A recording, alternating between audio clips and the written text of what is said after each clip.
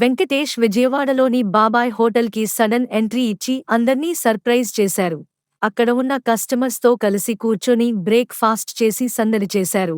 కారులో నుంచి సడన్ గా దిగి వచ్చి హోటల్లో టిఫిన్ చేస్తున్న వారిని పలకరించి, ఇక్కడ ఏ టిఫిన్ బాగుంటుంది, ఇక్కడ నన్ను ఏం తినమంటారు అని అడిగారు.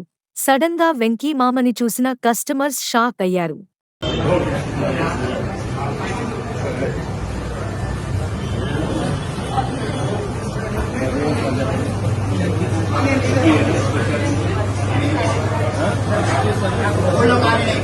What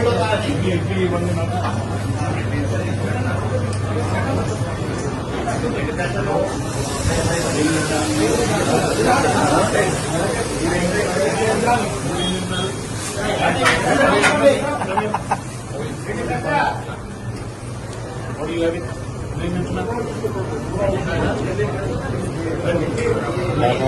have?